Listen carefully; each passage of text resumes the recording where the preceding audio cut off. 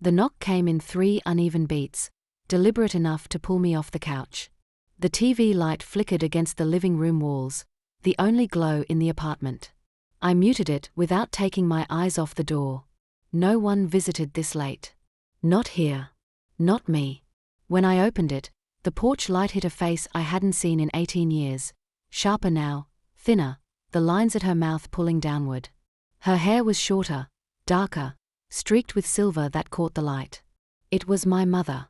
The same woman who'd walked out when I was 10, leaving me in a silent house with nothing but the hum of the refrigerator for company until the neighbors called social services. She didn't smile. She didn't even blink. Instead, she leaned closer, eyes darting to the street over my shoulder, and whispered, "You'll die tonight." The words hung there between us, too sharp to have come from anyone else's mouth. For a second, I didn't breathe. "What?" "You're in danger," she said, her voice low but steady. "Let me in." Every instinct in me wanted to slam the door and deadbolt it. But she was still my mother, the woman who'd once brushed my hair before school, who'd smelled of laundry soap and peppermint tea.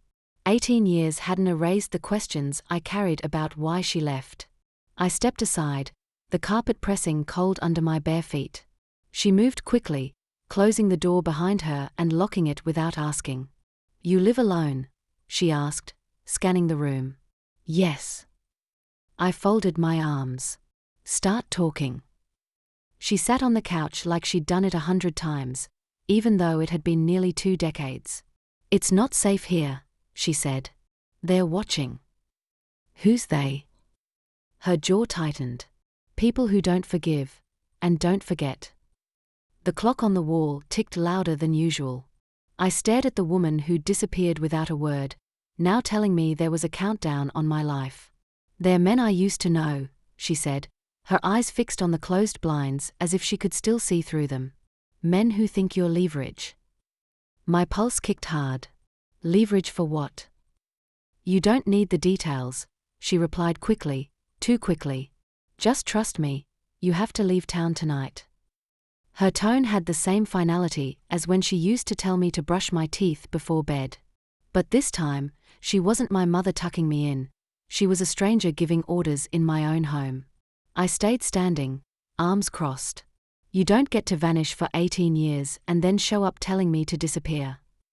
Her eyes finally met mine. "I didn't vanish for me.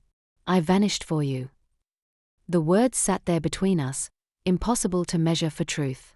"Then explain," I said. "Now."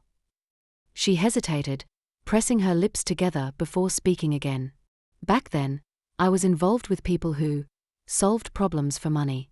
One of them was Daniel Reed." The name jolted me. I hadn't thought of him since I was a kid. He'd been around for a few months before my mother left, a constant shadow in the kitchen at night. "What does Daniel Reed have to do with me?" Her gaze drifted toward the floor. "He believes you know where it is." My chest tightened. "Where what is?" She shook her head. "It's not your problem." But that was the moment I realized, if someone was willing to show up after 18 years, it was my problem now. Later that night, after she'd fallen asleep on my couch, I stepped out onto the balcony for air. That's when I saw it, a dark sedan idling across the street, headlights off, a faint red glow from the driver's cigarette the only sign of life inside. I stayed there, staring at that ember in the dark until it flickered out. By the next afternoon, I had my answer, or at least the start of it. It was raining, the kind that made the streets shine like black glass. I left for work earlier than usual, partly to avoid another awkward breakfast with my mother, partly because I couldn't stand the sound of her pacing in the kitchen. Halfway down the subway steps, I caught sight of a man in a dark jacket standing just far enough away to be unremarkable. But when I boarded the train, he did too. When I got off, so did he. By the time I reached the block where I worked, my pulse was already climbing. I slowed my pace, letting him close the gap. "Enid," he said, like we were old friends. I stopped, turning just enough to see his face. Mid-40s, weathered skin, eyes that didn't flinch. "I think you have something that belongs to me." "I don't know you." "You know Daniel Reed." The name landed heavier this time. I said nothing. He took a step closer. Ask your mother about the ledger. Ledger. The word was like a key turning in a lock I didn't know was there. I'd heard it once before, a fight in our kitchen when I was maybe 9. My mother's voice was low, urgent. Daniel's was sharp, like he was warning her. Then the sound of something heavy hitting the table. And my mother telling me to go back to bed. I swallowed hard. You've got the wrong person. A faint smile tugged at the corner of his mouth. You'll figure it out. And then he walked away, no rush, disappearing into the crowd like he'd never been there. When I got home, my mother was gone. No note, no number, no explanation, just my kitchen window left open. Her coffee mug still on the table, half full, the handle turned toward the chair she'd been sitting in. I sat there for a long time, staring at that mug. She had come here, shaken my world open, and then left me exactly the way she had 18 years ago, with more questions than I could carry. That night, I dug out the only box of my childhood things the state had let me keep. Old school photos, a birthday card from a foster family, a pair of mittens I'd outgrown. At the bottom was an envelope I'd never noticed before, yellowed at the edges. Inside, a single folded sheet of paper. It was a list, names, dates, numbers. No explanations. But my stomach dropped as I recognized one of the names, Daniel Reed. Another was the man from the street. It hit me then, the ledger wasn't a book. It was this, proof of something big, maybe criminal, maybe dangerous enough to kill for. And somehow, it had been in my possession all these years without me even knowing. For the first time since she'd knocked on my door, I understood why my mother might have come back.